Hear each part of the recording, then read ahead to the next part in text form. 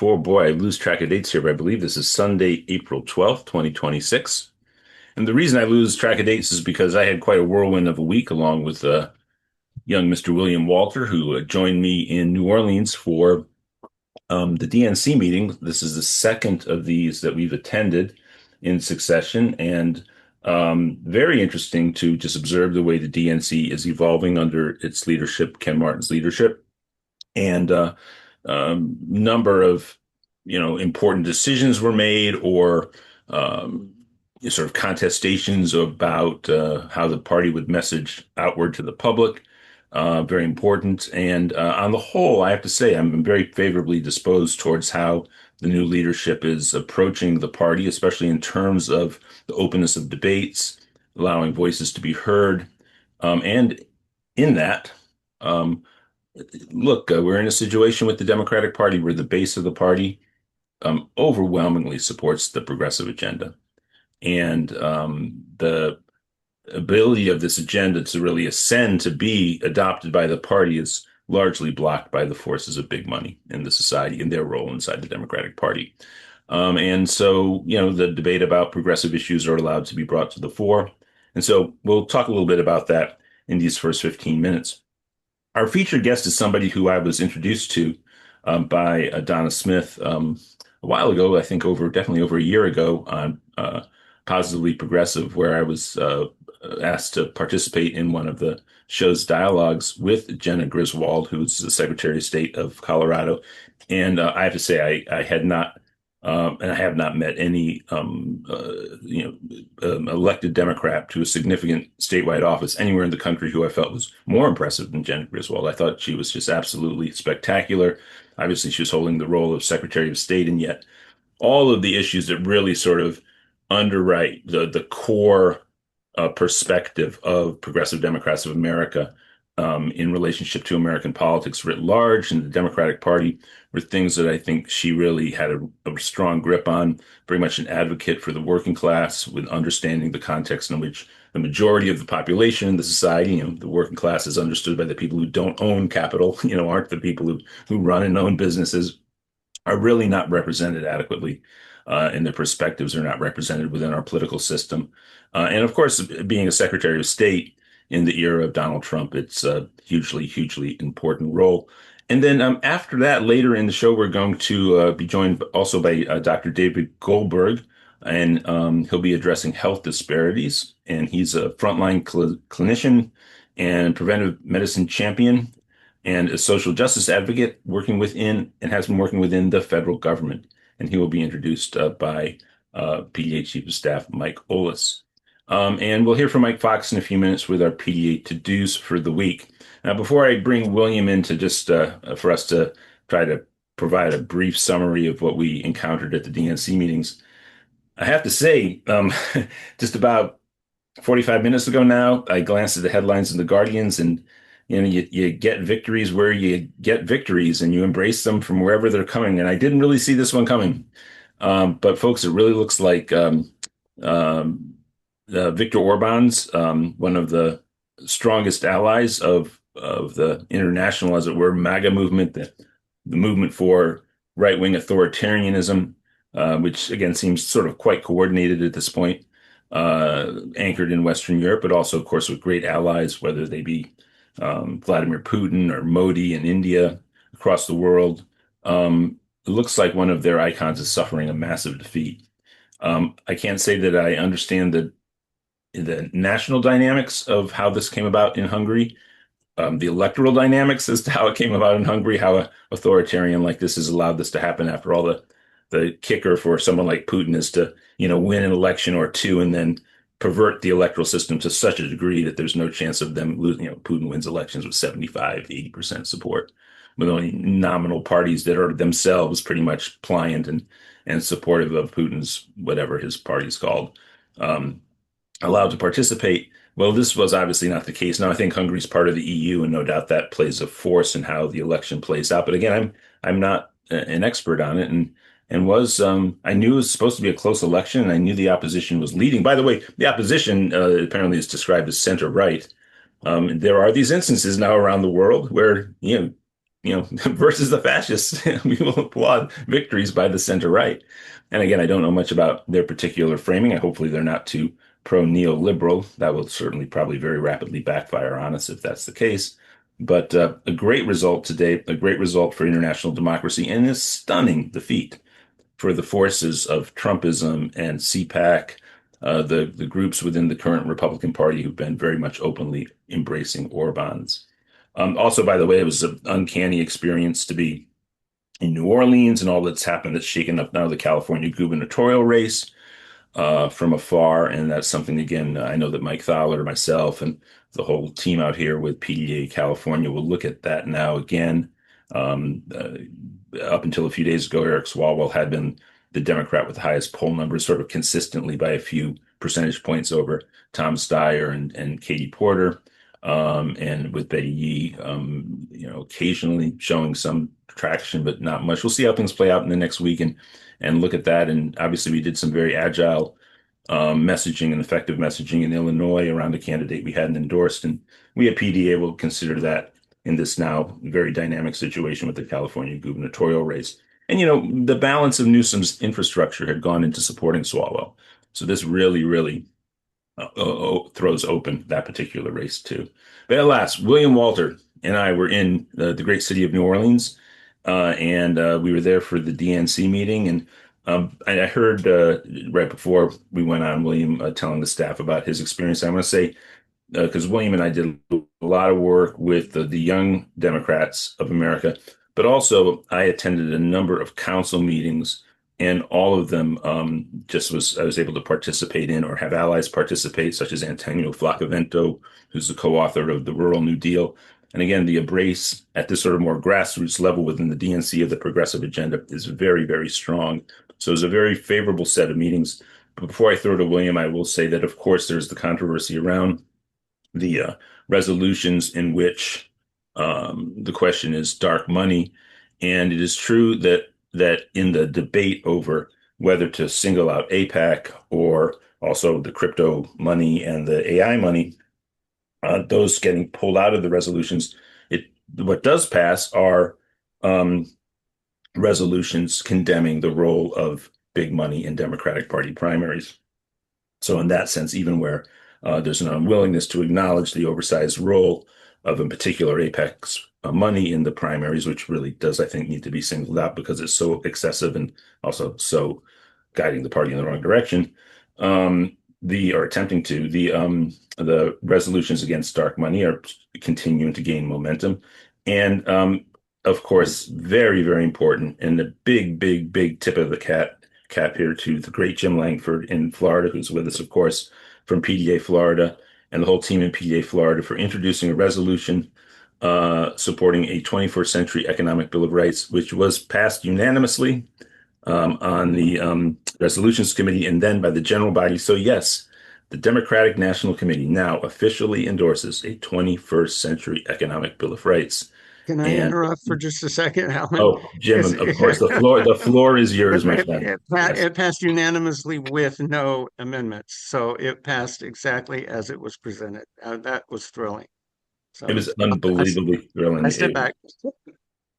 I mean, I was aglow and almost melted from the glow when that passed in the resolutions committee. The way it passes through the general floor was more a pro forma thing, but it did get mentioned. It got singled out even then in the conversation for praise.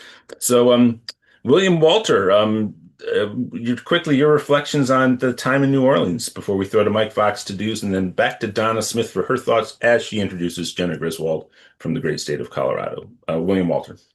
Yeah, the 21st Century Economic Justice Bill of Rights resolution passing was, of course, huge. And the amount of support that I heard from not only delegates, but primarily younger delegates who were in attendance that had heard of it or were excited about having something that set the table for what we could be rather than just being like in opposition to something else, demanding better, expecting better. Obviously, the resolution rejecting dark money, which is big, was the talking point that gathered a lot of headlines from U.S. media. But even with that, there was a little bit of a fight, a little bit of a challenge in both in committee and on the floor regarding whether you would single out by name some of these dark money entities. The Economic Justice Bill of Rights, there was no conversation about that. And I mean that in a good way. It was like everybody was just like, yeah, no duh. This is a no-brainer. We should implement this. Let's push this forward. As Alan and Jim mentioned, went through committee unanimously and had support of essentially the entirety of the delegation. We spent quite a bit of time both in committee meetings and caucus meetings, and of course with the Young Democrats of America. And a certain Mr. Alan Minsky even accepted my invitation to the Young Democrats of America opening reception night. We went to a bar with hundreds of young people, myself and Alan, believe it or not, was only the third oldest individual at this at this little soiree.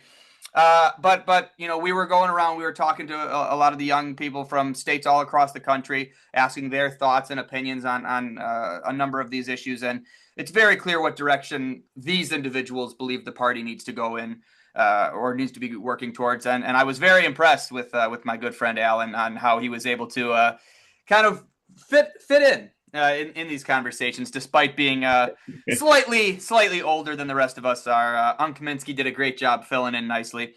We had a lot of fun, but also we got a lot of work done, and we talked to a lot of important people, and we were really able to set the stage. Particularly, something that was important to me was talking about the results of Tuesday's election in Wisconsin. I made sure to wear my Wisconsin gear to try to bait the conversation out of other delegates. Hey, did you see what happened in Wisconsin on Tuesday? Because I really wanted to make sure that the party did not take the wrong conclusions from those victories. A lot of establishment liberal media immediately went to social media saying, like, you know, oh, well, I thought the Democratic Party's approval rating was in the toilet. Look at Wisconsin. See, people like the Democrats. No, that is not what happened. This was not a referendum on the Democratic Party. It was a referendum on candidates that had bold histories of being unapologetically supportive of not just working class people, but the issues that impact the majority of the population. Let's not forget that Justice Chris Taylor was in the Wisconsin Assembly for about a decade before she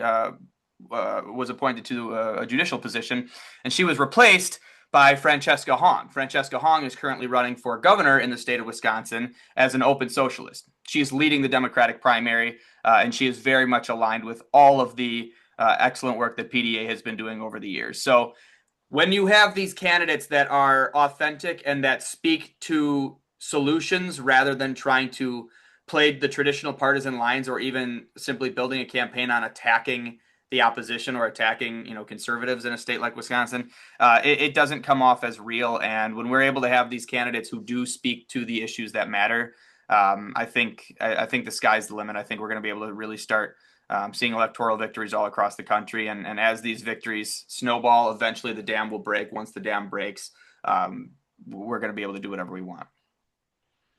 Yeah, and look, I want to thank William for inviting me to that party, because that was where I was able to connect with, and you know, I know I'm out of place there, and however, you know, it wasn't a public bar. There were some older people there who were just there at the bar, but I was Well, there were there. the two gentlemen who mentioned Mike Johnson to you, but outside of Yeah, yeah, that, yeah, yeah. By the way, the Speaker of the House, of course, is from Louisiana, and he did come up occasionally in conversations. And it's weird to think of him as a local representative, and not the way we all think of him as, you know, the incredibly pliant, does everything Donald Trump wants to do, Speaker of the House, the non-speaker Speaker of the House of the U.S. House of Representatives. But yeah, no, and it was actually at that party we were able to really make a strong connection with the national political director and the president, I think is the title, of the Young Democrats, and that followed over into meetings in the next few days. So it's always good to show up and be there and have a presence. And if you're, you know, if you're twice as old as everybody there, lay low and then wait for the right moment to maybe get some good substantive content in. Hey, so thank you so much, William. It was an absolute pleasure traveling with you. And just for everybody, look, I cannot say enough of what this all means for PDA and for Young Progressive Democrats of America to have developing relations, not just with the Young Democrats, but also with the college Democrats, as we're actually working closely with the most recent ex-president of the College Democrats as well on a number of projects. And I think the PDA approach, not just the PDA checklist of our political agenda, but our approach to the Democratic Party, I think, is very attractive. And William has just done I mean, this would not be happening without you, William. So thank you so much for attending and all that you're doing. And the thousand other anecdotes to relay, but maybe later on, well, I don't know if I'll make it to family time today because these have been very long days. But Mike Fox, let's go to PDA to do's, then over to Donna Smith and to Jena Griswold. But Mike Fox, our PDA to do's for this week. Can you hear me? I can indeed. Hot dog. All right. To-do number one. To-do number one is fixing my camera. No, what we're going to do, we're just going to turn that sucker off. There, bang, end of problem. All right, gang. Number one to do is, as always, every Sunday, 4 o'clock Eastern, 1 o'clock Pacific, revel in the fact that you're surrounded by people who get it. Here. Times are tough, we all recognize, but the good news is we've already heard some good news. We're going to hear some more of it. And we're here showing solidarity with each other. So revel in that fact, gang. You are not alone. You are in a room with people who not only get it, but do something about it. And that excites me. And thank you all for being here. You make literally, you are healthcare for me. You make me a healthier human being, and I thank you for that. To-do number two, take notes. There's going to be a lot of good information from an action standpoint coming at you, kind of rapid fire. So make sure you have a way to keep notes and keep going. I will be tossing into the chat our weekly to-do list. And you can always bookmark that. It's regularly updated so that you're up to speed. All right. Now, from a time and treasure, our very specific to-dos for today's event. Number one, from a time standpoint, phone bank, phone bank, phone bank. Did I mention phone bank? We've got a very important election this coming of all days, Thursday, the special election in New Jersey's 11th district. And Alilia Mejia, our endorsed candidate, we need to bring that home for her. And there's no question when she wins that seat has been pulled to the left. So we all got to be piling on with her.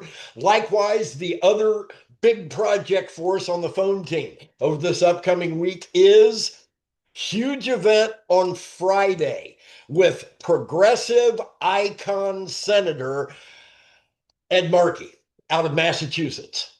There is no question that Ed has had our back for years.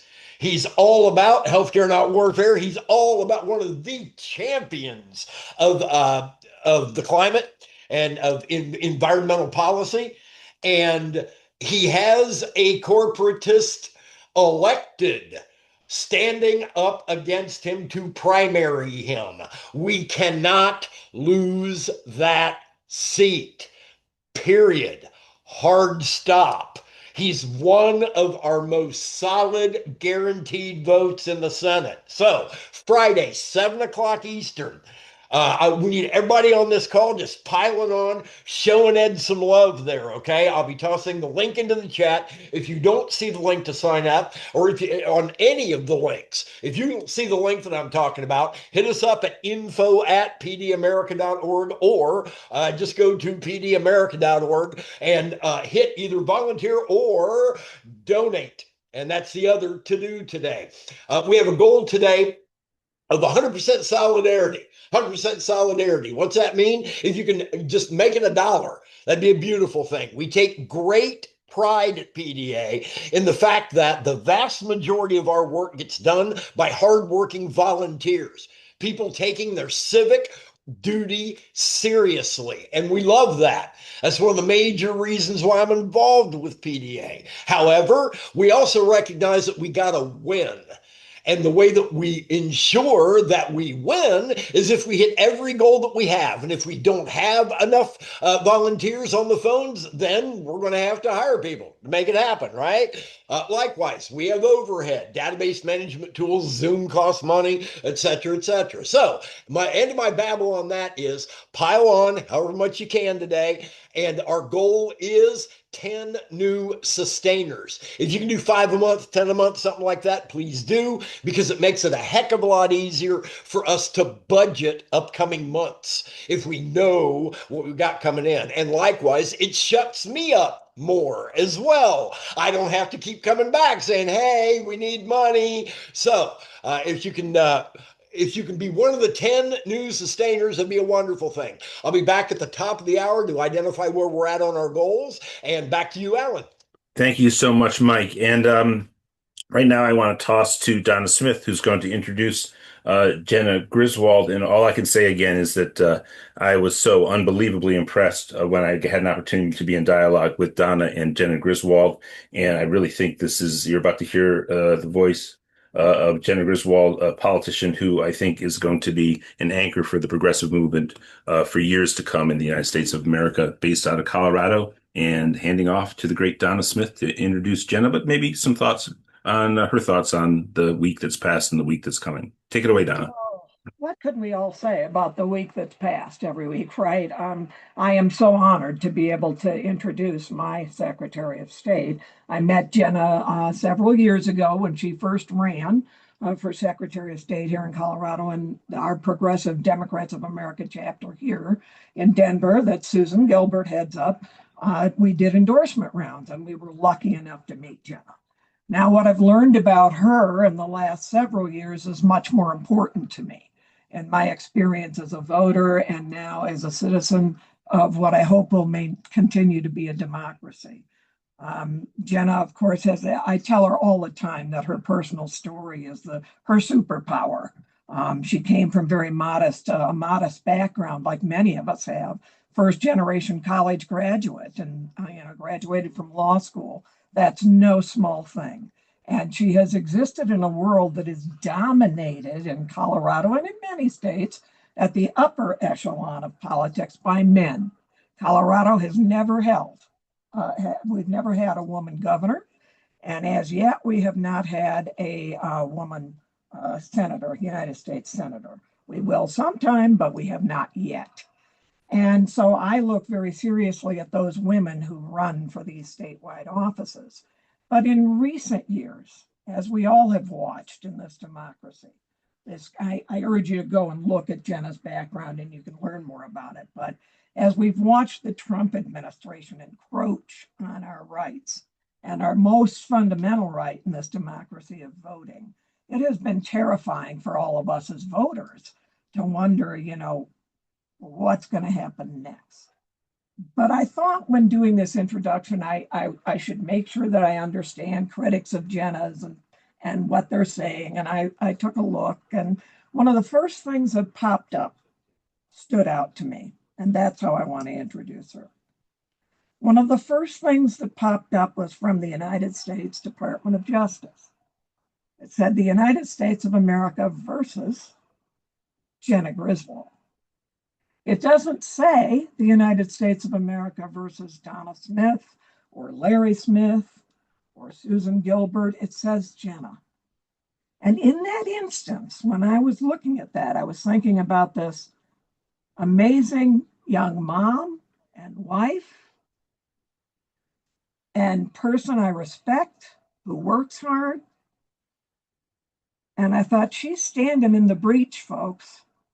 She's standing in that breach for every single one of us, because that case that was being referenced in that Google search was where the Trump administration in December wanted all of our voter registration records turned over to them. And in spite of personal threats of having personal security and all those things going on for this woman, she stands in the breach. And now she wants to be my attorney general. And I very much want her to be my attorney general. Critics will say, she needs to try cases, blah, blah, blah, blah, blah. But they don't really understand state government very well. And they don't really understand what Coloradans want right now. We want Jenna, who stands in the breach, unafraid, for all of us. And thank you, Jenna. Thank you for being here today so much. The floor is yours. Thank you so much, Donna. Thank you for all of you for having me. A special thanks, Donna, Alan, Susan, the whole PDA family. I really appreciate your support. My name is Jena Griswold, and I'm running for Colorado Attorney General. Now, some of you may know me as Secretary of State, But what you may not know is I grew up in rural Colorado, and at times we depended on food stamps. I was first in my family to go to a 4-year college and law school, and I still have over $200,000 in student loans. So when I talk about the system being rigged, it's not a talking point. I've lived it. Right now, working people are getting crushed while billionaires and corporations write the rules. They jack up prices, they steal wages, they bust unions. And too many politicians want to tell us to be patient. Well, I'm not patient, and I'm not here to protect their system. I'm here to take a sledgehammer to it. As Colorado Attorney General, working together, we will go after corporate greed to stop price gouging, wage theft, and union busting. We will stand with labor in every fight because workers built this country and they deserve a voice in it. We will defend abortion access, even if Trump tries to pass a national ban. We'll fight for a stronger assault weapons ban and take on the corporations and data centers poisoning our air and water. And hear me clearly. If ICE or any federal agent breaks the law in Colorado, I will prosecute them. Because justice should serve the people, not the powerful. When our democracy came under attack, I did not hesitate. After January 6th, MAGA extremists attacked our elections. They threatened workers, they spread lies, they tried to take control. While others were cautious, I fought back. We made it a crime to threaten election workers. We banned guns near polling places. We protected counties under attack.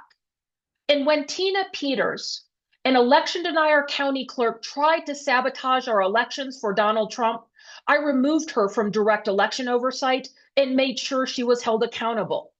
I urged that Trump be disqualified from the presidency because he incited the insurrection. And I am currently being sued by Trump's DOJ for refusing to hand over sensitive voter data.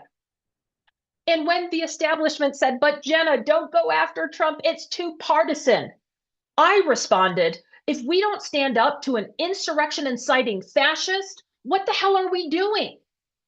When the establishment told me to be quiet, I got even louder. That's who I am. I don't back down from extremists. I don't take orders from party leaders, and I do not stay quiet when democracy is on the line. This is not the time for politics as usual. This is a fight for our democracy. This is a fight for American workers. I've been in that fight. I've received over 3,000 violent threats, death threats against me, my husband, and our 1-year-old son, and I haven't blinked. And one more thing, Tina Peters, Trump is trying to get her illegally pardoned out of prison, but she's exactly where she belongs. She's the last person in this country who has attacked our elections and is facing accountability. It is time. So if Colorado wants an attorney general who will fight like hell for working people, who won't flinch when the powerful come after her, and who will never, ever back down, I'm asking for your support because the fight is already here. And I'm already proven that I'm not afraid of it. I am really proud to have your guys' support. Believe it or not, dark money groups are already attacking me. And they have a super PAC already open to try to stop our momentum. If you're able to pitch in $5, $25, $1, $50, we need your help. If you're able to volunteer, Zach, my campaign manager, is sending messages in the chat. This is an all-in fight for our democracy in 2026, and I am so optimistic, but we all need to really lean in. So again, thank you for your support. Thank you for your endorsement. And if we have time, Alan and Donna, I'm happy to take any questions. And Donna, do you have a follow-up? Why don't you take it away and See why she needs to be our AG? Well, she needs to be more than that, but AG first. Jena, what do you see right now as the most difficult thing the AG will face right off the bat in Colorado? Honestly, so I believe that if our democracy or rule of law falls, everything else falls. That is my worldview. The 26 elections, we are already under attack from Trump trying to collect voter data and amass a big voter data database to say, who they don't want to vote, to a new executive order, to just, we had a county clerk's office firebombed last summer by an election denier. The biggest fight has to be stopping this fascist power grab. That's what it is. Democratic AGs are working together. The state of Colorado has entered, either led or joined with other Democratic AGs, over 60 lawsuits across the board. And it's not just elections. It's every time the federal government, and Trump specifically, tries to retaliate against the state or retaliate against the people he doesn't like, Democratic AGs need to lean in. And I'll share with you all, when you go after them, they go after you. They have weaponized the DOJ. Trump and his followers push out your profile. I mentioned 4 men have been found guilty already and served prison time for threatening my life for my work as Secretary of State. So we need brave people in office, but we also have to have Democrats who are compelling. I flipped the Secretary of State seat for the first time in 60 years against an incumbent, having grown up on food stamps in rural Colorado. And I'll tell you, the establishment, someone literally laughed in my face and said, someone like you is not interesting. There's no way you're going to be able to win. But I did. And I've outperformed many of the down ballot candidates the 2 times I ran for office. I think we really actually need more people who understand what it means to struggle in this country. Gosh, you just buy grocery stores, you fill up your gas tank, you have the audacity to be poor and go to college, and you are crippled by the debt you enter, right?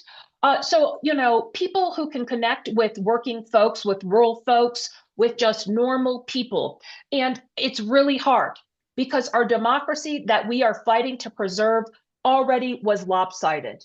Between the voter suppression, the gerrymandering, and the money in politics, it's really hard for normal people to run for office. It's costs so much, it takes so much. And then the Republicans, if they think you're going to win and you're running in a district, well, heck, they gerrymander or try to suppress the vote.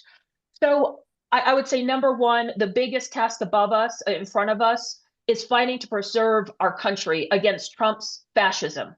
But the biggest task we have as progressive Democrats is to run normal people for office who are true progressives. And that is actually very hard. And that's what we need to lean into. Jena, and then I'll let Alan, because he's much more accomplished at this than I am. But one of the things that I saw on your website that I thought, well, sweet, I didn't even know that, and now I do, is Tim Worth endorsed you. And that's Tim right. was an early mentor of mine, and I thought, well, there you go. I'm so happy. So thank you, and Alan will help with the questions. And Donna, I'll say Tim Worth is a former U.S. Senator in Colorado, amazing man. I'll also share, in addition to your guys' endorsement, we have over 200 local leaders all across the state, different groups, and Citizens United, and actually nearly every labor union that has engaged in this race. 24 labor unions have endorsed my candidacy because they know I'm going to fight like hell for working people. Yeah, I know. It's great. Thank you, Jena. Yeah, that is brilliant. And I'll elevate the podcast is being done through the Tim Carpenter Institute, the Shifting Terrain podcast by Rachel Rabachek, which is about the difficulties of working class Americans to run for office. Yeah. And maybe in time we can introduce you to Rachel and you can have a dialogue there because your insights will be fantastic. But you're a busy person these next few months, so you have a lot on your plate as sitting Secretary of State and then also, running for office as Attorney General. Let's go to the stack. And by the way, I think Jim Langford has his hand up, but let's first go to Mike Ollis from PDA staff. And everybody on staff, let's take a stack of people who want to ask a question. Mike Ollis, take it away. Hi, Secretary Griswold. I'm based in Indianapolis, Indiana, where we are fighting like hell around data centers and the threat that data centers serve for our, on our environment, energy use. And you mentioned data centers in your opening statement, so I'm curious what you're thinking and how we build this national movement around data centers. That's a really good question. And honestly, I can't speak for your state. Thank you for having the fight there. But I can speak for Colorado, and I think there's 2 things to really mention. Number one, there is an incentive to have the short-term jobs, right? And jobs are good for people. We need jobs. We need people to be able to make money. But I think underlining the fact that they're very likely to be short term, and then making sure that costs aren't passed on to everyday people, the cost of the infrastructure, the cost of the energy. We can't have billionaires make more money when working people suddenly have their energy bills skyrocketing because data centers are using all of that energy. But then a very specific Western issue is water. We are in a drought in Colorado. There are long-term water issues. And again, how are data centers going to be using our natural resources? A lot of times we see these multinational corporations that make millions, if not billions of dollars, break our climate rules. And honestly, the EPA is gutted. Climate change is no longer considered in existence by the federal government. And one of the things I'm really going to do as Attorney General when elected is lean in to enforce our climate laws. Here in Colorado, we have a refinery, Suncor, that is one of the worst polluters in the country, and it gets a slap on the wrist. Well, what companies do is they build that slap in the wrist into their bottom line, into their business model. But we need to make sure that companies are actually respecting our climate laws. So I plan to lean in there.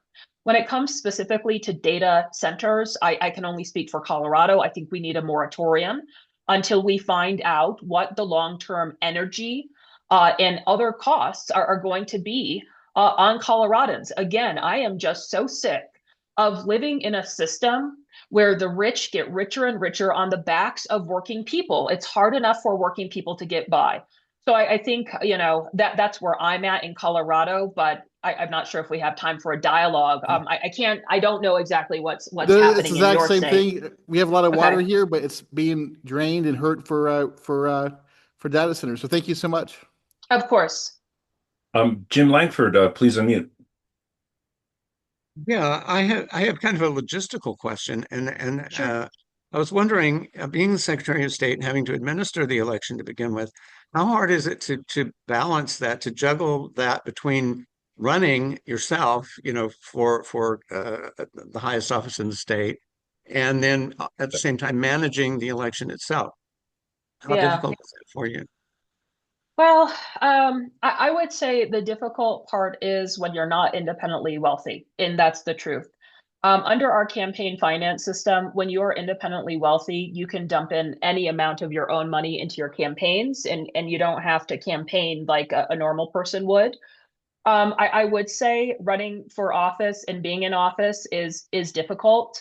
But any incumbent running for reelection, every member of Congress, every U.S. senator, every statewide elected official, every legislator has to do it. So I would just say you just work a lot. I'm very lucky. I have an almost 20-month-old little baby with my husband. So when I'm home and we don't have events, I take off 5:30 to 7 when he gets home from daycare to spend time with him, get him dinner. But then I tend to work really late at night and start really early and work weekends. So, but everybody can do their part. What I can do is run for this seat, be a fearless Secretary of State, be a fearless Attorney General, and hold these guys to account. Make no mistake, they are trying to break our democracy for their corruption. And everybody can do something. It might be showing up to these Zooms. It might be showing up to the No Kings rallies. It's voting, absolutely. I would say our path out of this is number one, the lawsuits. Democratic AGs are winning a lot of the lawsuits. That's why I'm running for this office and to fight for working people. Number two, it's the popular resistance. Why did Trump send in the military to LA? Why did he threaten to send in the military to Chicago and Oregon? It's to scare people like you guys, to scare the American people, because their power grab will not be successful if we all remain really persistent in the fight. And number three, it's just raw politics. I am in the best position to keep this seat blue, but more than that, I'm in the best position to continue taking it to the Trump administration. I won't tell you that it has not been scary, but I will tell you that I have been fearless in my actions. And I just, I won't say it's not hard, but it's an honor to be in these positions when the country needs us. And I would say every single one of you is part of that fight, and just keep at it. We're going to get through this. That's an awesome answer, and I want to see if we can figure out how to clone you and bring you to Florida because we're the petri dish of MAGA and the No, fascist I'm Yeah. dictatorship. sorry, she can't It's go. awful. Oh well, No, we'll figure out how to clone you and bring you Um, anyway. Thank you very much. That was an awesome answer. Appreciate it. so I do have a follow up, but I'm going to respect Angela, Kay, Carly, and Dave, and then Donna too. Maybe then I'll go. And Donna, you'll have the final word for a question.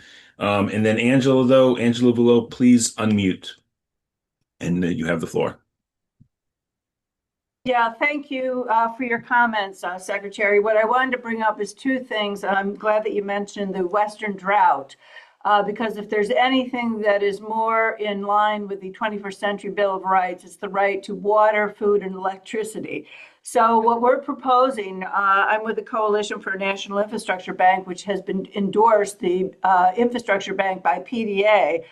We're proposing to pipe in water from the Mississippi, which can be brought into the Western states. And I want to know what you think about this, because this is a way to actually have a positive alternative to what Trump is doing. I'm sure that you know that he cut off the funding for the water pipeline, even in Bobert's district.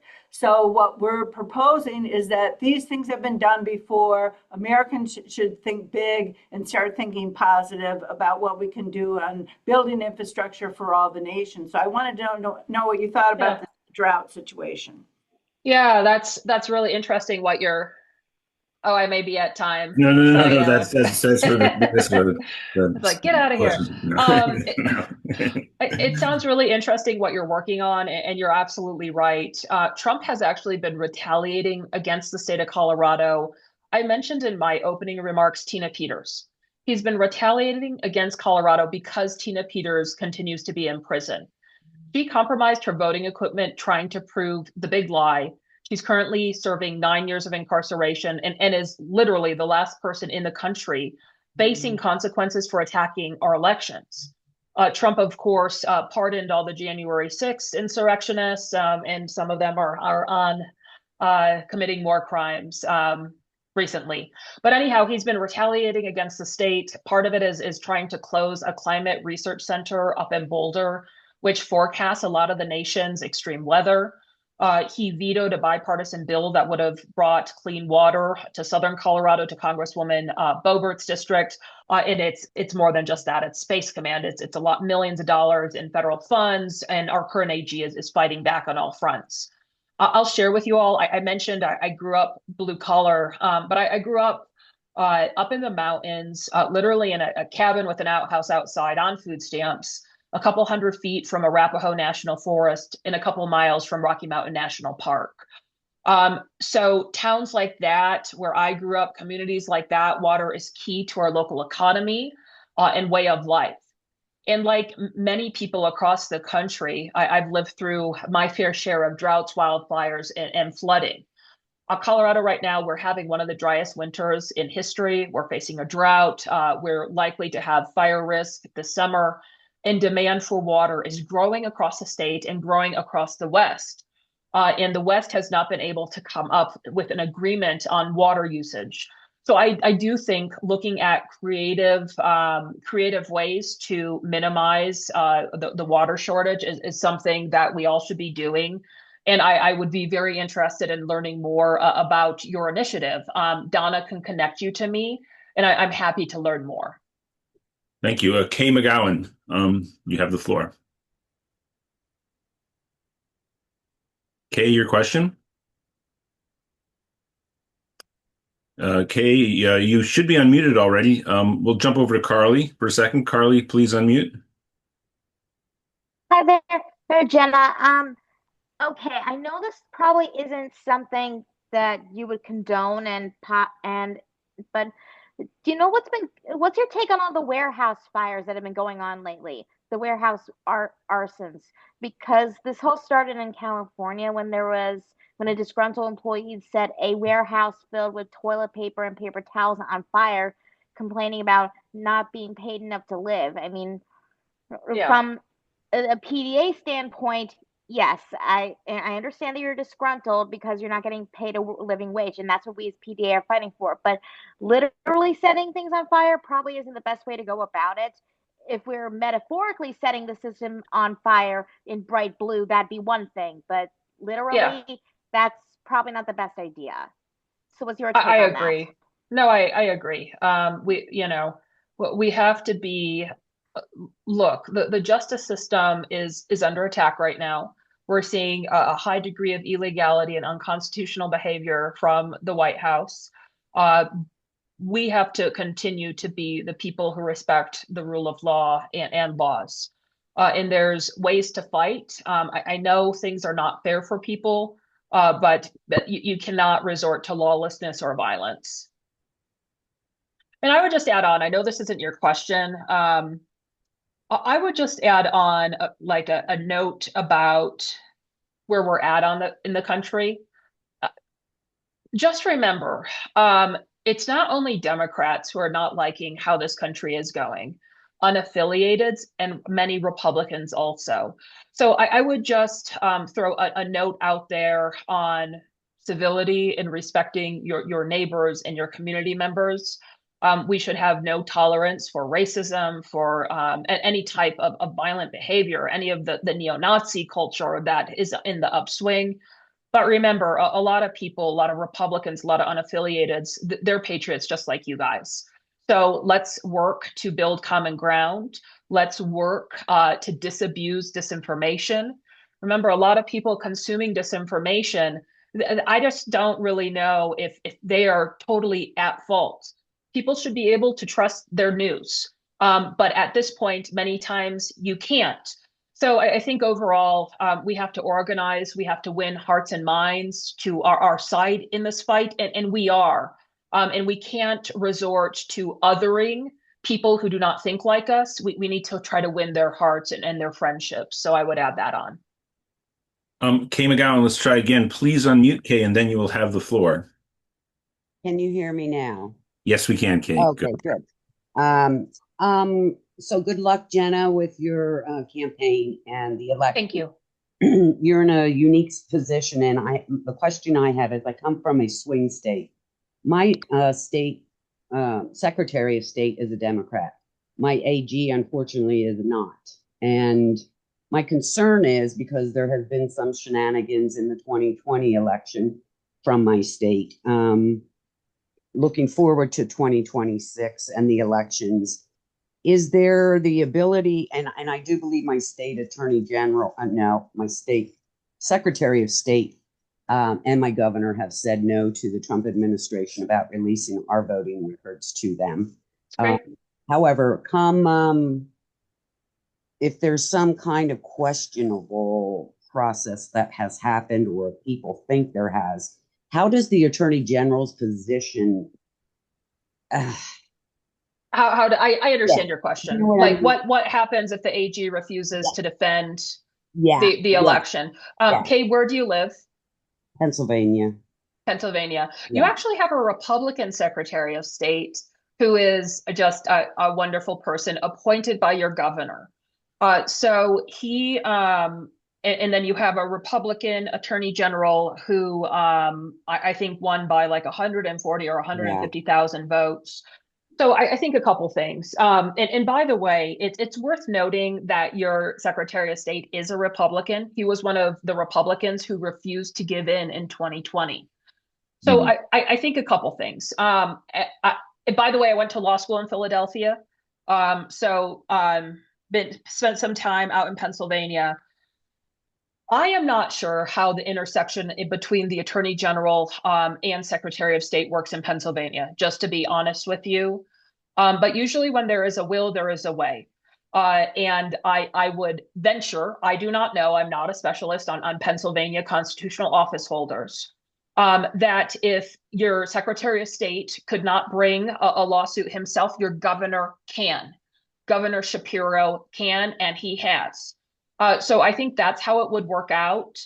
I would say a lot of the big issues happening right now are being litigated with many states joining in all together.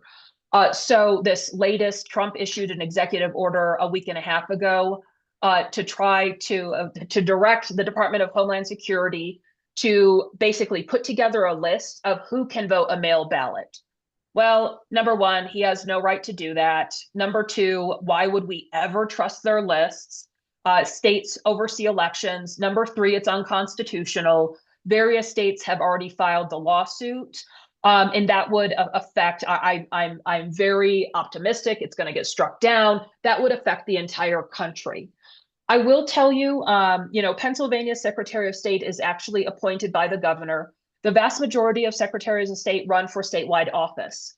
And I was chair of the Democratic Association of Secretaries of State starting right after the insurrection. It was like a defunct committee. Believe it or not, we raised $34 million and stopped election deniers from becoming Secretary of State in Michigan, Minnesota, New Mexico, Nevada, Arizona. So in all the major swing states where there was an election denier running, we beat them. So we are in a very good spot. And then individually in Colorado, I've been just continuing to close up any loopholes.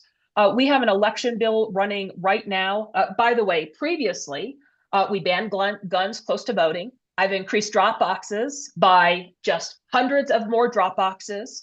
We guaranteed access on public colleges on tribal lands. I passed the first law after insider threats happened, making it a felony to commit an insider threat in our elections. I passed the first law, led the first law, worked with our legislature to make it a crime for fake electors to try to steal the presidency. And that list goes on and on and on. And this year, I just want to give you a sneak peek in a couple of things that we're doing. First, we hope to send out mail ballots earlier and open up drop boxes earlier so that if there is any type of disruption, we have time. We want to enable that our voting centers, in-person voting, can stay open later. If there's a shortage of ballots, for example, we're making it very clear that there's not voter intimidation or election interference. We're increasing our laws on that. We're also making it very clear in law that a candidate for a third term of the presidency will not make the ballot in the state of Colorado. So we are really leaning in. I'm going to continue to do everything that we can. And I will share Democratic secretaries of state. We're in this together. We're working together. And your Secretary of State in Pennsylvania, it's very much a respected Secretary of State. I know we're running out of time here. First of all, the stack is closed. Nobody gets on past Neil, so please don't raise your hand if your hand already. We'll go to Zachariah Stout and then Peter Hall. Neil, if you all keep your comments to 30 seconds or less. Zachariah, you have the floor. Yeah, I'm so sorry. We need to get the secretary out the door for another engagement. Okay, then we should wrap. I'm sorry, Peter Hall. I'm sorry, you guys. Yeah, no, and I'll pass on my question and throw to Donna. And Donna, take it away. I just want to say thank you so much, Jena, and to everybody on the call and my PDA family. Pile on to Jena's campaign in any way you can, because the reality, it's likely that the primary is the important election of this race for AG, and then Jena can turn her attention to protecting us all in November for that election as our Secretary of State. Thank you, Jena, so much for joining us today. It means a lot to us. Thank you, guys. I really appreciate you all having my back. Thank you for standing with me. I think Donna is right. The Republican Super PAC literally is telling folks they do not want me to win the nomination. So the fight likely is the primary. I really appreciate your guys' support. Keep up the fight. All of this really matters. This organizing really matters. And thank you for having me on today with you. Thank you. Thanks, guys. It was wonderful. Thank you. Yeah, boy, I hope everybody can see what Donna and I were talking about as we were introducing Jena Griswold. Absolutely fantastic. What we need from politicians in this country right at this moment and going forward from this moment forward. Donna Smith, thank you so much again for facilitating that. And actually, Mike Olds, before I throw to you, I think so that we don't interrupt the segment with David Goldberg, why don't we bring forward Mike Fox, who's got a little bit of a short shrift on the PDA to-dos in recent weeks. Let's go to the PDA to-dos right now, and then I'm gonna hand off to Mike Olds. He'll be in dialogue with Dr. David Goldberg, which folks you're gonna want to stay on for. You're not gonna want to miss, folks. But Mike Fox, quickly, our PDA to-dos, because we're just about at the top of the hour. Why don't you give us an update on where everything stands, and then we'll throw to Mike Olds to introduce David Goldberg. Thank you, Alan. And my favorite job, my thank yous. I want to thank number one, Jena Griswold. Wow. Wow. And I want to thank our folks who have donated today, including Laura and Linda for your kind monthly, and Joanne for your kind monthly, and Jean, Quincy, phone banker Betsy, double doing as always, Carrie, Dr. Sonneborn, phone banker double doing, and Peggy, and double doing Mary, and double doing Beverly, phone banking and donating as well. Lisa, thank you for your more than kind $100 donation. Gang, if anybody can match or beat that, I'll match the next 100. I can do 100. If you can do more than 100, please do. But I'll match the next $100 donation. Thank you so much for that. And phone banker Michael, and Nadine, and Valerie, and Neil, and phone banker Aaron, and phone banker and chapter in West Virginia chapter leader Carol. Thank you. Triple dipping there. And thank you, double dipping Jane, and double dipping Maggie, and I should say double doing. And Mark, and Bob, and John, and Michael, who starts us off every week out of Chicago, Illinois, like clockwork. Thank you, brother. Well, let's keep this thing going, gang.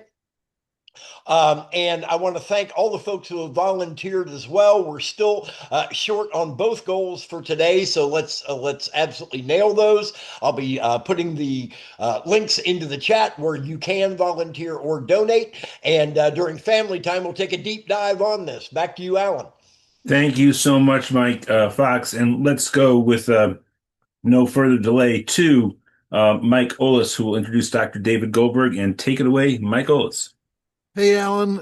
Great conversation so far, and we'll keep it going. Hello, everybody. For those who don't know me, Mike Ollis. I'm the Chief of Staff of Progressive Democrats of America, and we're having our citywide meeting here for PDA at 6 o'clock Eastern, so here in an hour. So it's just a PDA Sunday here in Indianapolis, and so happy to for our next guest. And we've been having these conversations about Trump's attack, not just on our voting rights, but on our federal government. And we've heard from everybody from NASA scientists to to public health practitioners, from Department of Homeland Security. So we've heard from all sorts of people, and today we're continuing that conversation while talking with Dr. David Goldberg, who is works with Indian Health Services and is a lifelong doctor in public medicine and public service. And so, David Goldberg, you want to introduce yourself and tell us a little bit about where you are today and what your work is, and what we got to do as a movement to protect our federal health care and our federal services.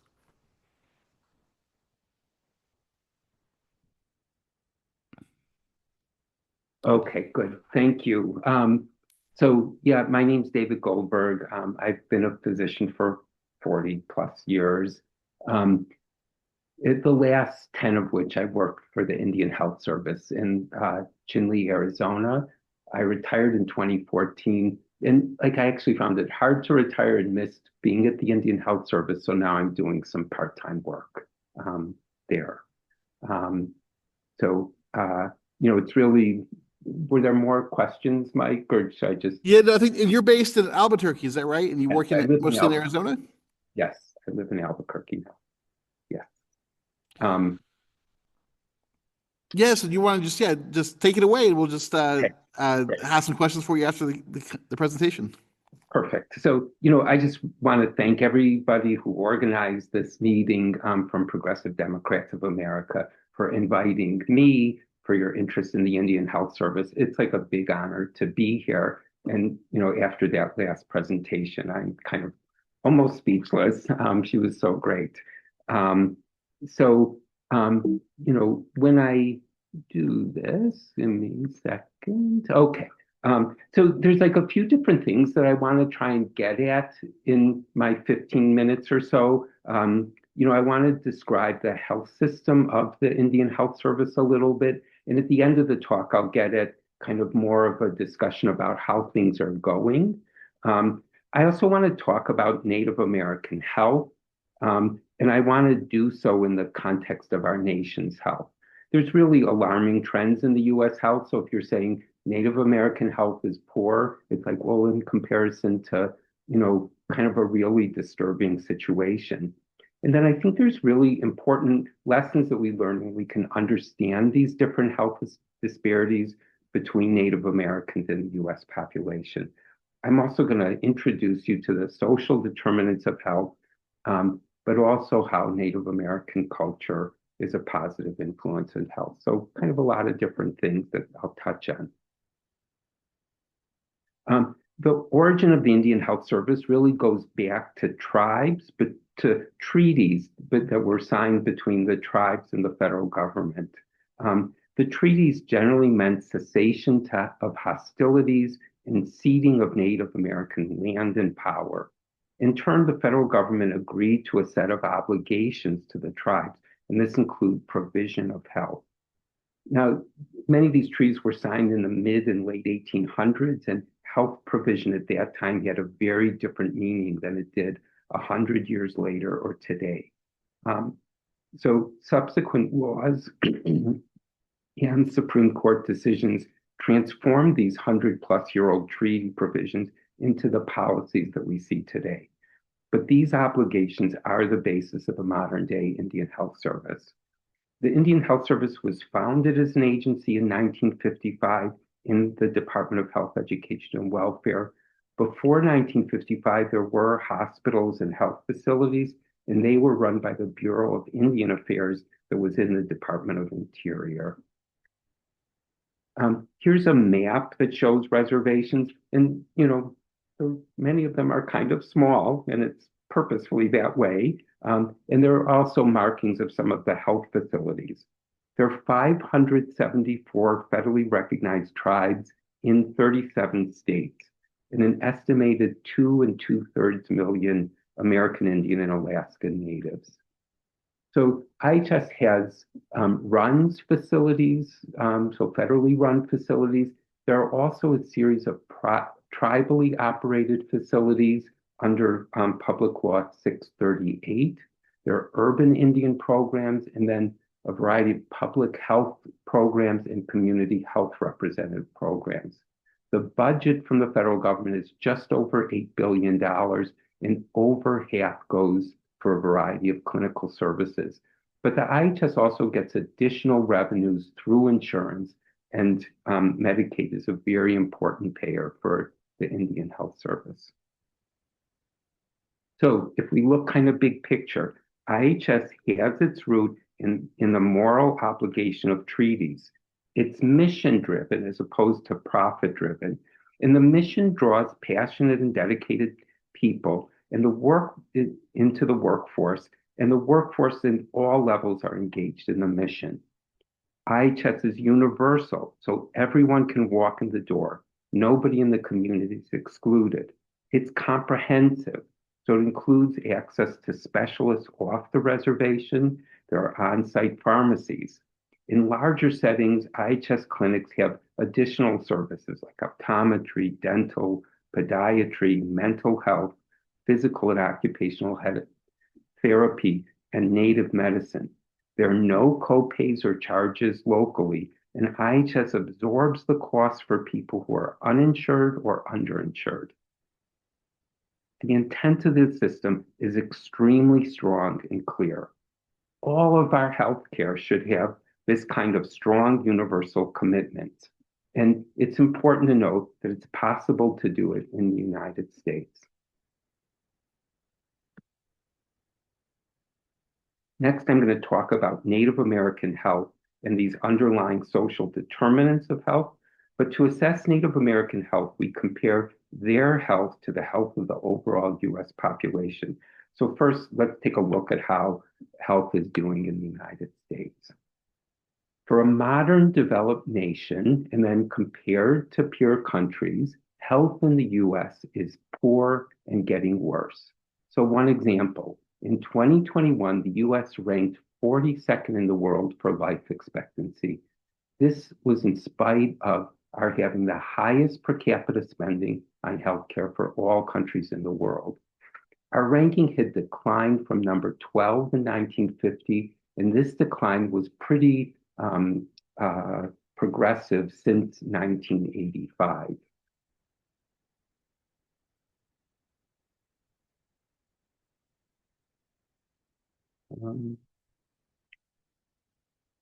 So recently there were several reports showing rising mortality rate for children, for women during and immediately after pregnancy, and for middle-aged adults. These statistics make me incredibly angry, and I'm shocked every time I see that nearly twice as many children die in the US than in other countries. It's unnecessary and it's wrong. During COVID, the US did worse than other countries, and we'll come back to COVID a little bit later.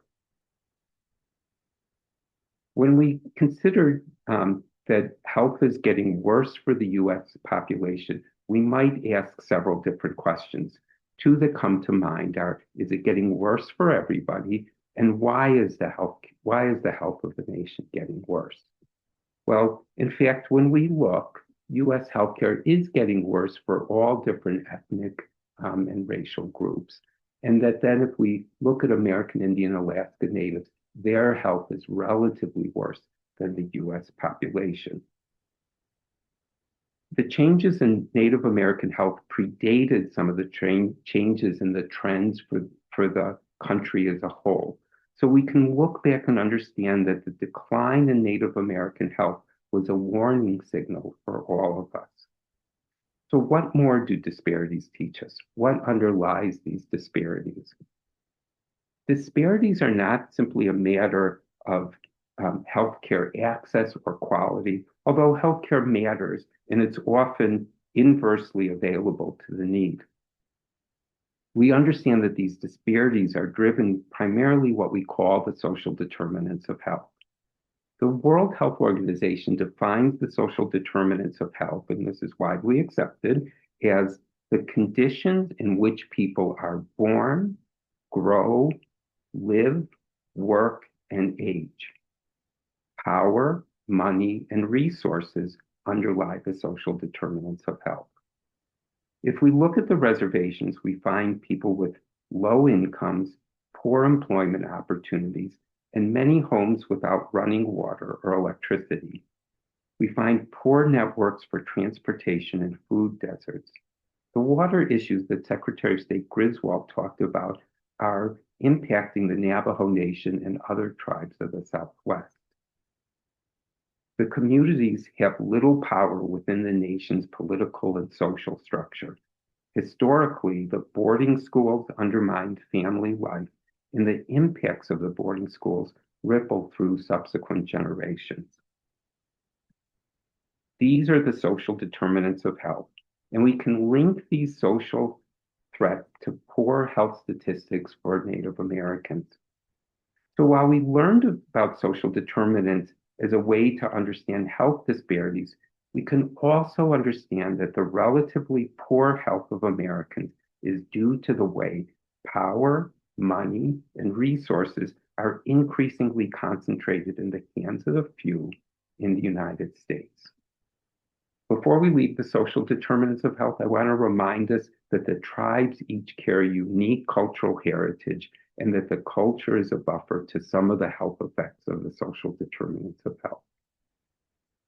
So there are small studies that consistently show that Native American cultural practices are associated with better measures of health. The Native American writer and scholar Gerald Visnor developed the term survivance to describe the legacy of culturally based indigenous anti-colonial resistance. According to Visnor, quote, Native American survivance is an active sense of historical presence, a renunciation of political dominance, themes of tragedy, and cultural victimry. Native American survivance is a literature of engagement. Another Native American poet wrote about Visnor. Again and again, Visnor upholds the same basic keys to survival: balance, humor, imaginative liberation, connection, continuance, and story. I like to contrast survivance with resilience, as survivance really captures an active spirit of intentionality, tenacity, community as opposed to individualism, resistance, and future orientation. Something important for all of us. Okay, so I want to try and put all this that I've been talking about so far together. COVID hit the US very hard. This is a graph from a study analyzing how COVID affected life expectancy, so the projected average of how long we live. The deaths caused by COVID shortened life expectancies, but to different degrees for different people. Peer countries to the US, the bar on the far left lost 0.16 of a year of life. In comparison, for the US in total, there was a loss of just under 2.5 years, the second bar. For American Indian Alaska Natives, the decline was nearly 5 years. Remember, the US entered COVID with lower life expectancy than peer countries, and Native Americans had even lower life expectancy. At the end of 2021, life expectancy for Native Americans was less than 67 years, which is 9.5 years lower than the life expectancy in the US and 15.5 years less than the life expectancy for peer countries. My colleagues in Chinle asked me to remind you that one result of these deaths is that children were orphaned due to COVID. Native American children are more than 4 times likely to have been orphaned compared to white children as a result of COVID. So looking at this graph and thinking about what it means. Our health is poor.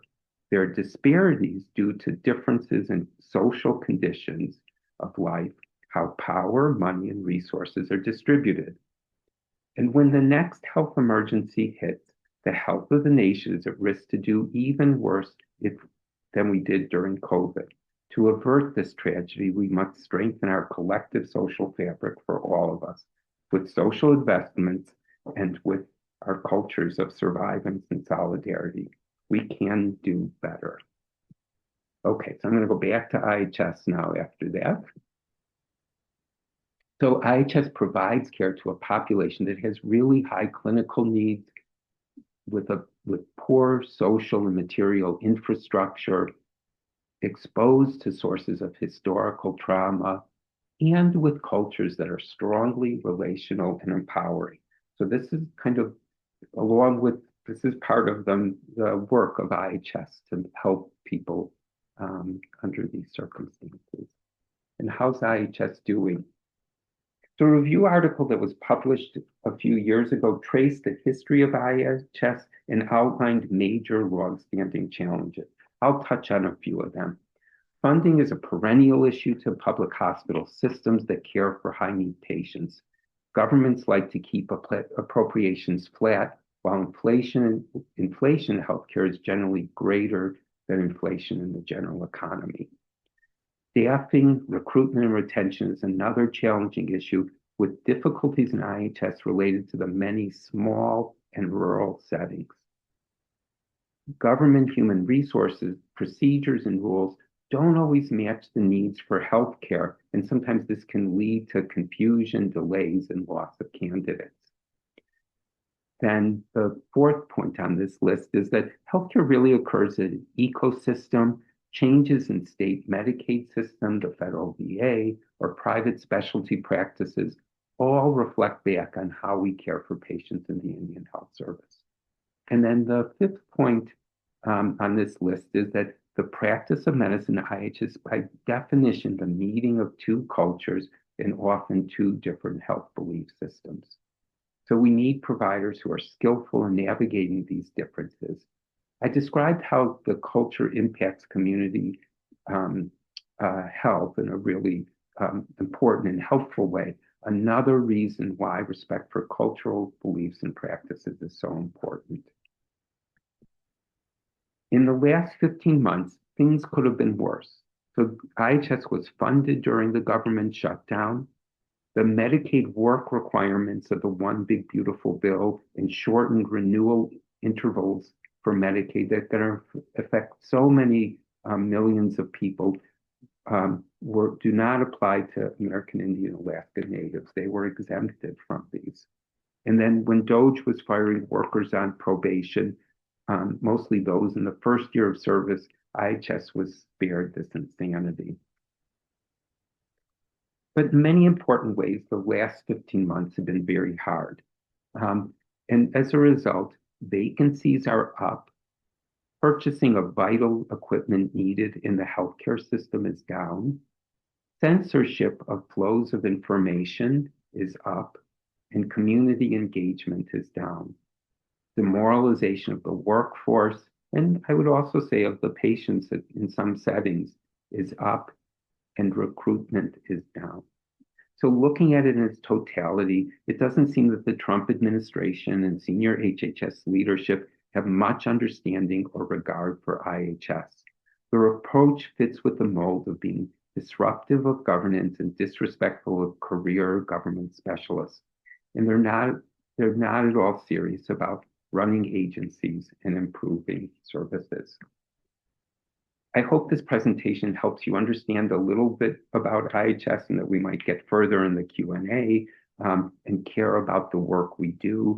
There are different committees within the Senate and House, and it's possible that either your senators or representatives, even though it may not be a state that has IHS facilities, they may sit on those committees.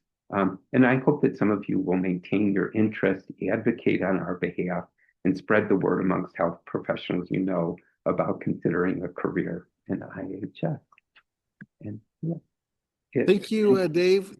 And I guess let's open up the stack for questions. If people want to ask Dave questions about his time in public medicine, both in Chicago or in Indian Health Services. But one of the conversations that we first had when we were talking about the Veterans Health Association and Indian Health Services is that this is a national healthcare system that does exist that providing universal health care. And so could you maybe just touch a little bit about how this your experience in medicine, what's it look like to kind of to dream big here, to go not just for veterans and Indian Health Services, but making more and more people able to join universal healthcare services.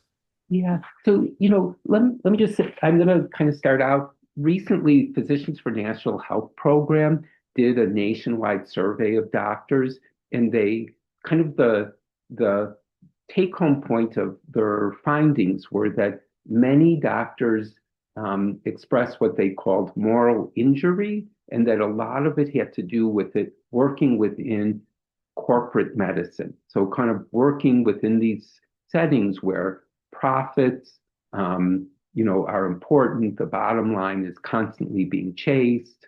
And that when doctors are working in those settings and that, one patient has one kind of insurance and get one kind of care, and the next patient has a different kind of insurance and may not be able to get those same benefits, that there's a kind of wearing down and what they described as moral injury. So in a place like IHS, like everybody walks in the door, they can get the same care. You don't have to be aware of what insurance they have. Occasionally, there's like little things that may enter into some very high-end and expensive care that has to be navigated. But by and large, 90% of the time, 95, 98% of the time, you're just trying to build trust, make good decisions. And I think it's such a different practice environment.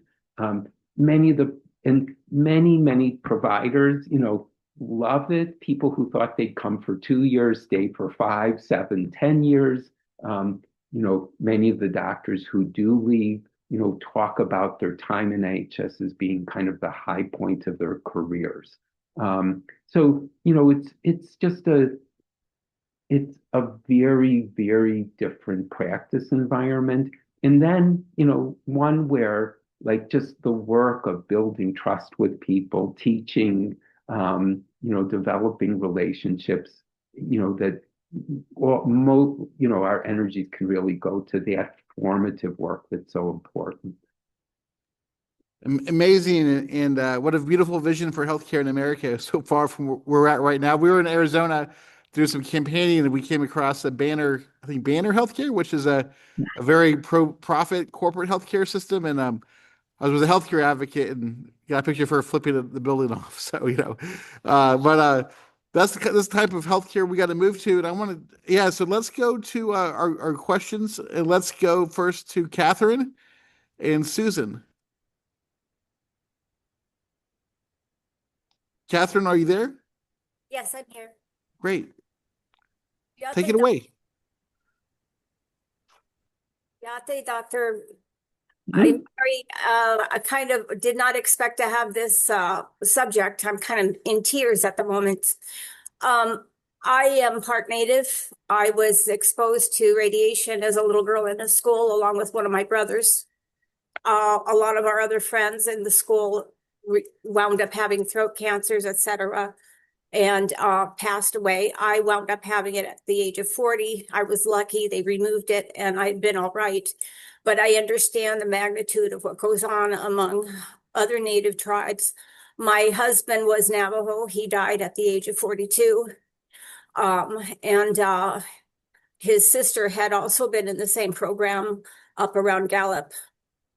I want to thank you for the work that you do. It means everything to me. And I think that people need to realize the magnitude of what tribal people have to go through on a regular basis. IHS has been a sacred. Sorry, that's just a timeout for everybody gets a minute to ask a question, but please proceed, especially if you have a question, Catherine, please proceed. No, I don't. I just wanted to tell him how grateful I am for his work. I feel similarly. Thank you so much for your kind words. Thank you, Catherine, and just for telling us about your family. It brings, like, I can show statistics, but I think when people speak up, it really brings life to it. One of the things that I wanted to mention also is, like, on the Navajo Nation, there are like over 500 unremediated uranium mines. Many of these were developed during the time of the Manhattan Project. So, when it was important for the country to, mine uranium and, like, there was a goal for it, it was all hands on deck and, an urgency to do it. And, when that job was done, the mines were never appropriately remediated and cleaned up. So it's a hot, windy environment, and no doubt there's like uranium like blowing in the winds there. And there is some data showing that like uranium counts are higher amongst Navajo than like other people. So the things that you talked about in terms of cancer risk and other things are just crucially important, and so important that we have an accounting and attention to it. Catherine, thank you so much for your amazing story and sharing that with PDA today. And I know you're a regular on our calls, so let's be in touch about how we build this healthcare movement. Susan Nicholas. Yes, sir. Thank you. I would also like to thank Dr. Goldberg. I would also like to mention that my father, Commander Sidoris, is a retired head nurse at Red Lake, Minnesota, and then at Kotzebue, Alaska. He was the infection control specialist under public health. Today, he continues to advocate for public health for the multitude of reasons that Dr. Goldberg talked about. My father has taken me to Red Lake multiple times to take me for a tour and to help explain to me the disparity and the needs of our Native Americans whose land continues to be squelched and squandered. I would like to uplift the. Sorry for that. Keep going, Susan. Sorry. But I just have one more thing. I would like to uplift the Native Americans in the state of Minnesota who continue to have agents question their legality of being in the United States when they alone are the true owners of this land. And we need to continue to do something to help all Native Americans, especially on the reservations that they are being forgotten, and that should not be the case. Thank you. Thank you, Susan. And Dave, are you seeing ice and when you're out working? Because obviously Arizona's been targeted by ice and Like, I'm not aware on the reservation. I haven't spent, like, I'm not there constantly, so I'm not sure. But I know, like, I had a conversation with one of the staff the last time I was there. Her children are in school, are young adults in school off the reservation, and they've had conversations about, like, the kind of ID and documents that they're carrying with themselves at all times. They would never think of doing it under normal circumstances, but they want to be able to show, like, their tribal identities in case they get picked up by ICE, because they realize that they're targeted. And to my understanding, there's also an issue now with the SAVE Act and tribal IDs not counting as a proper ID. So there's a lot of stuff coming down the pike that we need to be aware of. Let's go to I'm gonna go to Laura and Carol. Laura, Carol, and Carla. Hey, Mike. Yes. This is Jim. Listen, there's a gentleman named Dan McCrory who's had his hand up since the very beginning. Okay. And I don't know if you've called on him or not, or if he's changed his mind. I just thought I'd mention it because he's been waiting very patiently. Yeah, sorry, Dan. Okay, thank you. Jim, if you want to help guide Dan McCrory, let's go to you first. Well, thanks. And thanks for pointing that out, Jim. I appreciate it. I have a friend on the Turtle Mountain Reservation who's been having trouble with his eyes. He's afraid he's going to go blind soon. And I understand that you offer some assistance monetarily with optometry. I was wondering if there's any thing as far as ophthalmology goes that he can rely on. I can only speak from my experience that, generally when people had visual problems, we would refer them to optometrists that work within, that they have a clinic, but they're very, they, in Chinle at least, if somebody needed like specialty care, or so an ophthalmologist or an ophthalmological subspecialist, they were, they referred people readily. It often meant, a trip off the reservation, to one of the surrounding cities. But hopefully your friend could get a referral to get seen. Thank you. Hey, Dan, what state is your friend in? I believe Turtle Mountains in South Dakota. Okay. Yes. Yeah, let's see if we can follow up and see if let's be in touch and see if we can be helpful. Can I just say one thing? So South Dakota was really late to take the Medicaid expansion. I think they just did it a couple of years ago. And during that time, there actually was a lot of trouble getting people referred for specialty care from South Dakota. Because, but hopefully, if this individual's on Medicaid, like, I don't know any of that, but hopefully just the situation for referrals is better now. And the kind of overall insurance situation there is better. His name is Leonard Peltier. Oh, okay. I would think he would get referred to like specialists of the highest quality. Much love to the Leonard Peltier. Thank you for that, Dan. uh, We'll go to Laura. Oh, did you see the COVID study by the British Department of Health?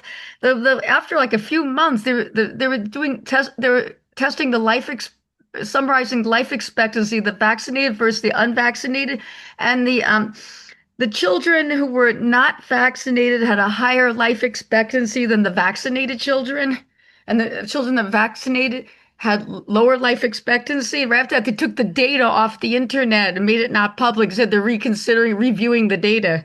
And I haven't seen it for months after that. I'm sorry, I didn't see that. No, I'm not aware. I can't comment. okay, Carol Casey. Hello. I do not know things specifically about Native American health, but I do know that for the last 10 years, I tried reporting.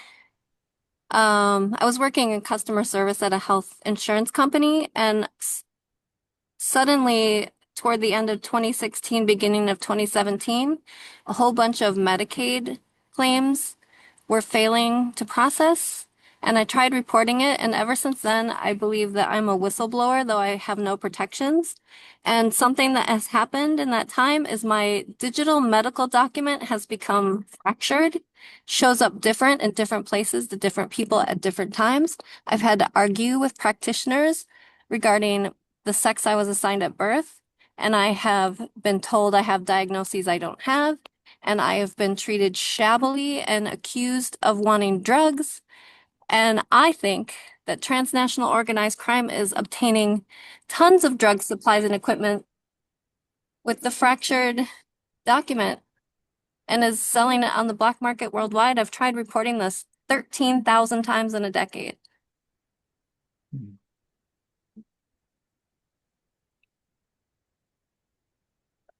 I guess, I don't know. I don't know if you've seen anything like that. I don't know if you can look into it. I don't know if it's affecting other people. I'm sure it must be.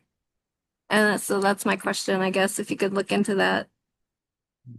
I think I don't know about it. I can think of a couple of people that I could ask a question of whether there's been retaliation against whistleblowers in the insurance industry. Thank you, Carol. Let's go to Carla Sand. We'll be in touch, Carol. Okay, this is Carla in Minnesota, and I am a member of Healthcare for All Minnesotans, and we've been working many, many years on single payer.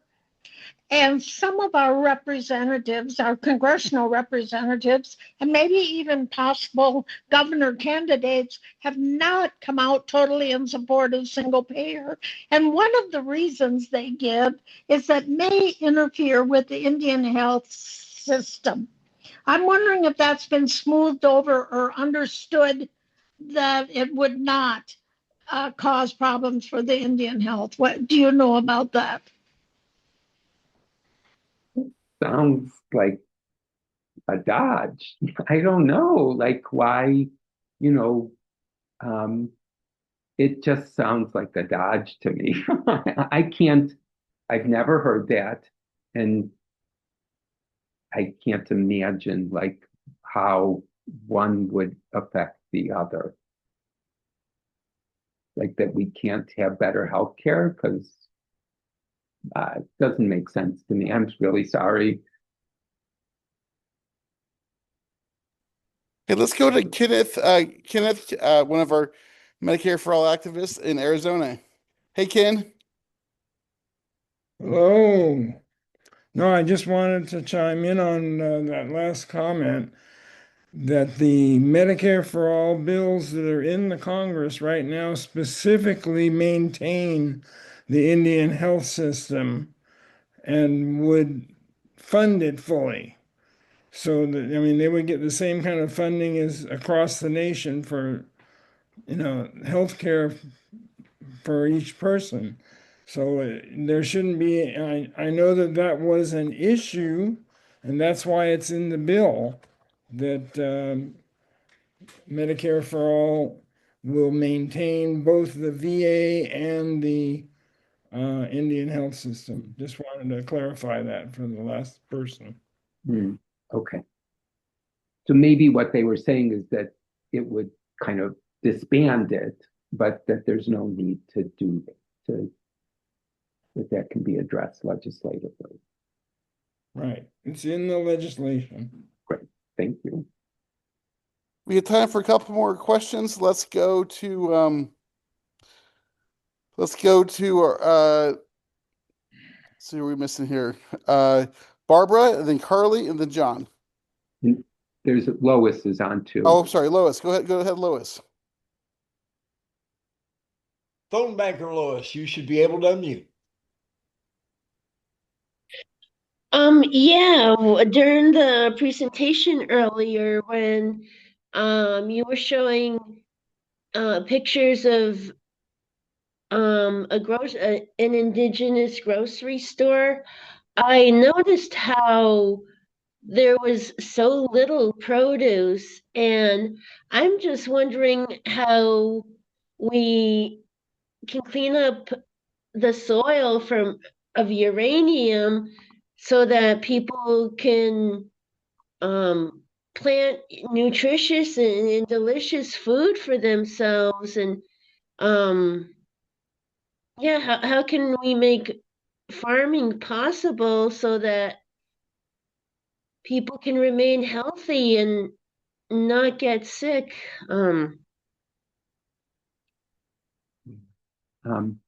So, yes, so it was a grocery store in one of the communities.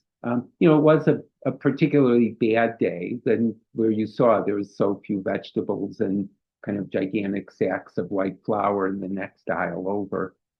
There are a number of groups working on food sovereignty.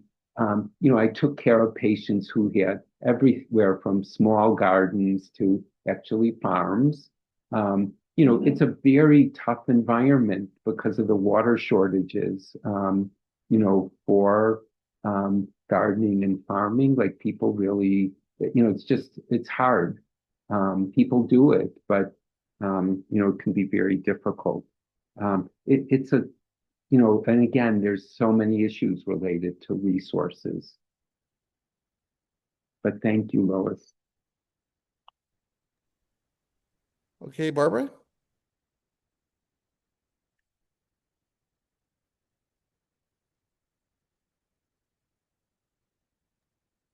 Barbara, you should be able to unmute. And do we want to hold the stack at John, Mike? Correct. Yep, that works. One more time, Barbara, you should be able to unmute.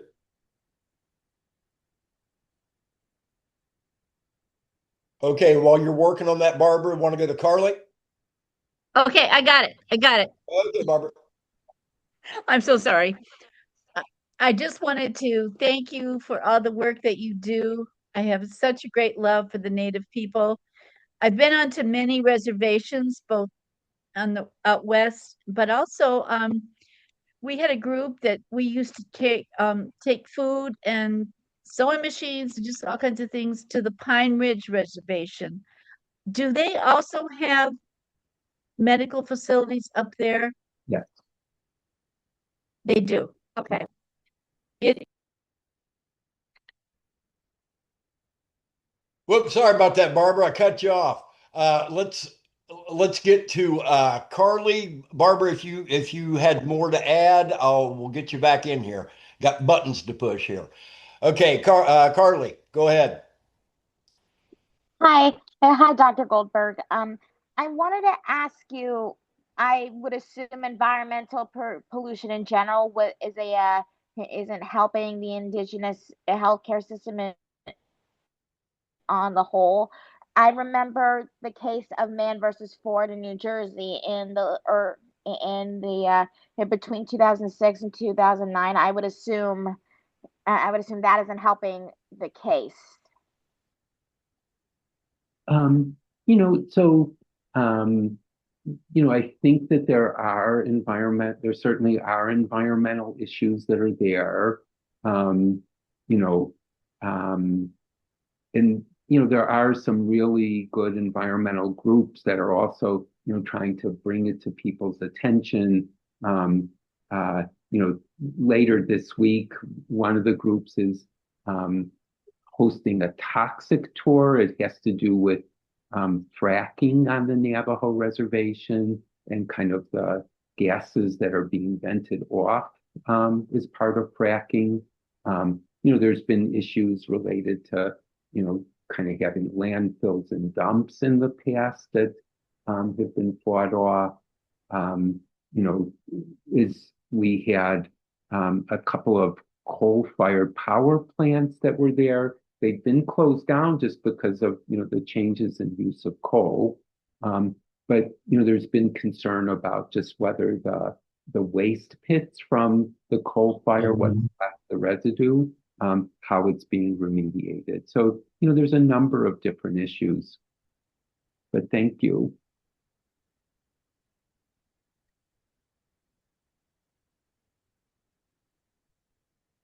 Okay, do we have one more? John, do you want to take it away? John, I think John, Charisse, final two questions. Hi, can y'all hear me? Yep. Hello. Can you hear me? Okay. Yeah, so I'm getting in late, but I used to be a healthcare agent in Los Angeles, and then I moved to Alaska and moved back. And in the meantime, I got VA insurance. So just to let everybody know, it looks really great. I have very little copays, and my significant other gets Medicare. So we have to go public health insurance. We have to, and it works, and it's the solution. That's all I got to say. Thanks for your work, David Goldberg. I couldn't say it better. Great way to end. Amen. Exactly. Okay, let's wrap it up. Last call, and